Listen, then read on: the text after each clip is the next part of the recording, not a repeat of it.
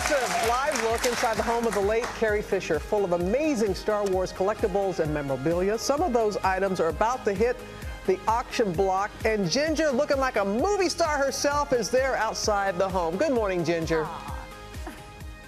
Good morning to you, Robin, and thank you. Yes, I'm standing on Carrie Fisher's porch. Our cameras are about to give you a live exclusive look into really not just the home, but the mind of the late and brilliant Carrie Fisher. This is her brother, Todd Fisher, and joining us on the tour will be Joe Maddalena, the CEO of the auction house, Profiles in History. And you guys, before we get to the tour that has so many amazing things, check out a little history.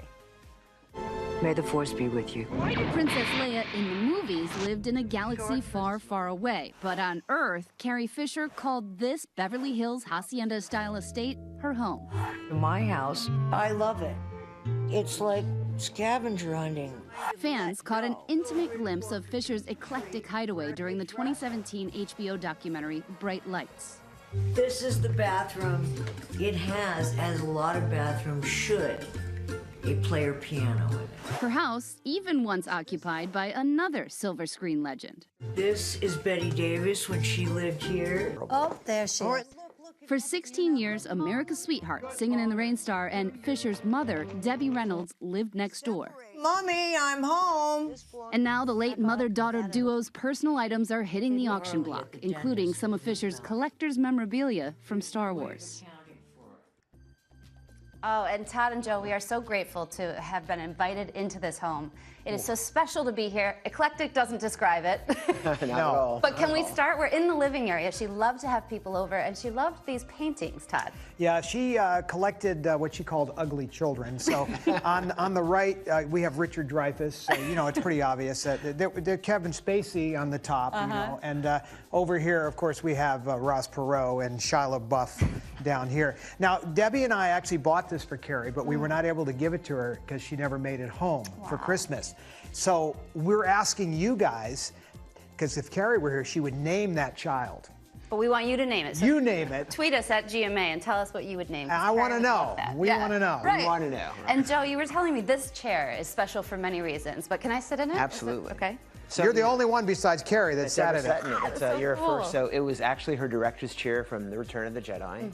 So you think about it. I mean, she sits day after day. She'd sit there. It had pouches on the side with her scripts. She'd do her sides, her notes. So Carrie pretty was, historic. You know, not just in film, but so special in life. And I think seeing the Christmas tree, this was a year-round thing. Absolutely. What happened many years ago, there's a silent film star by the name of Harold Lloyd. And my mom used to take over to his house. And he had this giant Christmas tree living in his living room. And Carrie and I were little kids.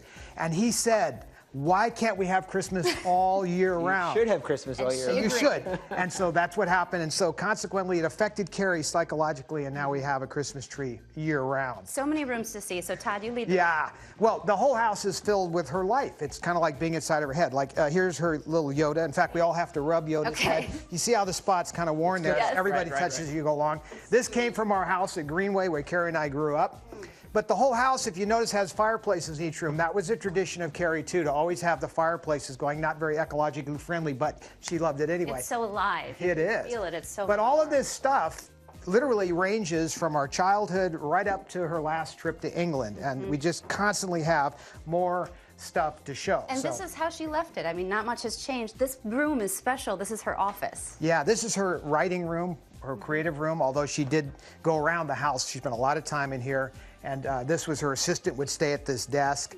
And the house is also filled with gifts from her fans. A lot of this, you know, she didn't buy Star Wars stuff. She lived Star Wars stuff. She lived it. Yeah. Like, this is a great thing. So here's a picture of Carrie on the set of Empire. She's being carried by 2 stormtroopers, and here's Harrison Ford. But it gives you the idea of the context that Star Wars was kind of like this fun ride, right? And she was part of it, and she was Princess Leia. But I think Never been seen before. Never been seen before, unpublished. And this is the kind of thing that's in the auction. Lots of these. Oh my goodness. So let's move on to, because I know the gold bikini is there. And yes. Yeah, a very famous painter named Heinrich. And these are, when we were kids, these were in our Palm Springs house. They're Kachina dolls that my mom owned. And so it's just everywhere you look, there's a piece of memory and a life. Right, well beyond just what we know her as. And speaking of memories and life, James Blunt, the songwriter, lived here for a time. And Carrie inspired him and back and forth. And he wrote You're Beautiful on this piano which that we all was in her love. bathroom. Oh my goodness. And that's the thing, is the pieces moved throughout time, but this picture real quickly. Evolution. You So took. here, I took this picture of her and Paul Simon. It wasn't here for decades. For some reason, it came back out. Maybe she was feeling good about him.